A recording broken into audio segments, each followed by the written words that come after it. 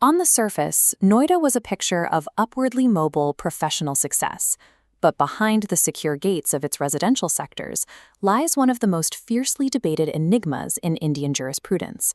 Inside the L32 terrace apartment lived the Talwars, Rajesh and Nupur, both highly respected dentists.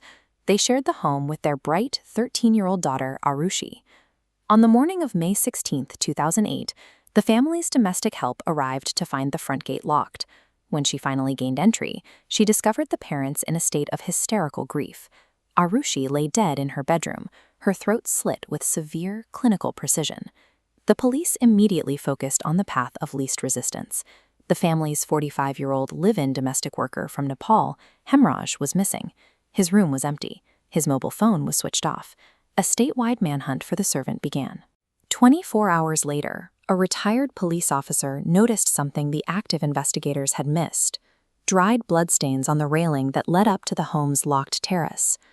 When the police finally broke the lock and forced the terrace door open, they found a decomposing body hidden underneath a cooler panel. It was Hemraj. His throat had been slit in the exact same manner as Aarushi's. The prime suspect was actually the second victim. The Uttar Pradesh police then committed a catastrophic error. They failed to secure the physical boundaries of the house. Over the next several hours, dozens of journalists, neighbors, and grieving relatives were allowed to freely walk through the apartment and up to the terrace. In forensic science, there is a foundational concept known as Locard's exchange principle. It states simply that every contact leaves a trace. A killer will always leave something behind and take something away. But the unchecked foot traffic completely trampled those microscopic traces. By failing to protect the physical environment, the authorities wiped away the empirical evidence.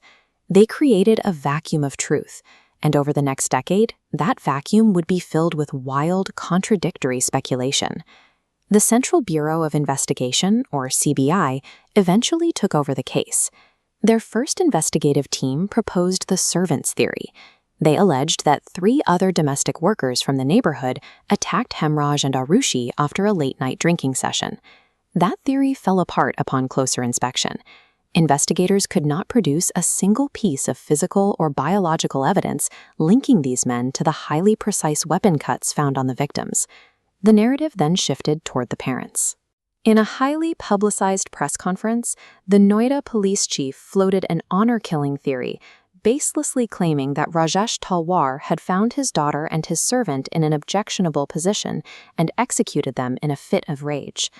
A second CBI team formalized the suspicion using the inner circle logic. Their argument rested on the fact that there were no signs of forced entry. Therefore, they reasoned, the killer had to be one of the 4 people locked inside the house that night. During the 2013 trial, the prosecution claimed that a golf club found inside the apartment caused the blunt force trauma, that a dental scalpel was used to make the cuts, and that the parents used their medical knowledge to carefully scrub the crime scene clean. They also pointed to digital logs showing that the internet router in Aarushi's bedroom was manually switched on and off several times during the night, suggesting someone inside the house was awake and active.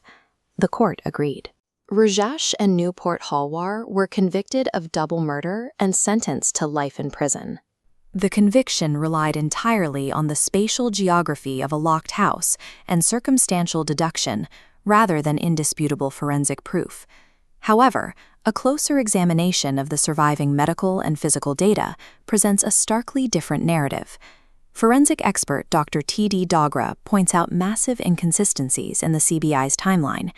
Dr. Dogra argues against the psychological framing of the prosecution. Aarushi was an extremely precious, long-awaited IVF child. The idea that upper-middle-class parents would brutally execute her and leave no physical trace of their involvement on their bodies or clothing strains credulity. More importantly, the CBI ignored physical evidence that explicitly points to an outsider. Before the scene was entirely compromised, investigators documented a single bloody footprint on the terrace. It did not match the parents, nor did it match the 3 servants initially accused. This diagram maps the spatial layout of the L32 apartment. If you track the killer's movements, you find bloody handprints on the terrace wall and blood inside the water cooler where the assailant washed their hands after the first killing. Based on this, Dr. Dogra constructed an alternate timeline. A third party, known to Hemraj, enters the home late at night while the parents sleep. They head to the terrace to discuss a financial or personal dispute, which escalates, resulting in Hemraj's murder. The intruder then heads downstairs to escape the property, but as they pass through the hallway, they are spotted by Aarushi, whose router activity indicates she was awake. The killer is suddenly forced to eliminate the only eyewitness. The physical injuries on Aarushi match this exact scenario of a panicked secondary attack. She suffered a deep neck slice to silence her, followed immediately by a blunt force strike. Crucially, that strike was delivered by the reverse, non-bladed side of the weapon, consistent with a rapid, uncoordinated swing. This reconstruction accounts for the brutal, frantic nature of Aarushi's death. It answers the physical evidence on the terrace and directly challenges the CBI's theory that the parents calmly and methodically scrubbed the scene. In 2017, the legal narrative fractured Yaidan. The Allahabad High Court delivered a scathing 273-page judgment that overturned the Talwar's conviction entirely. The judges systematically dismantled the CBI's logic.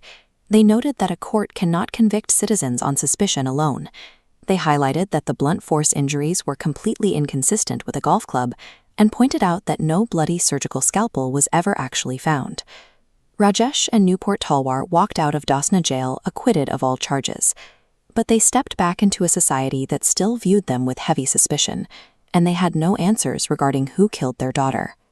Over 9 years, the 24-hour news cycle had ravenously consumed the tragedy. Pundits and talk shows turned the unproven honor-killing theory into absolute fact in the court of public opinion. The media frenzy fed heavily on class biases. The immediate assumption of guilt placed upon the domestic workers contrasted with the harsh moral judgments directed at the lifestyle of a modern urban teenager. Today, the legal machinery continues to grind.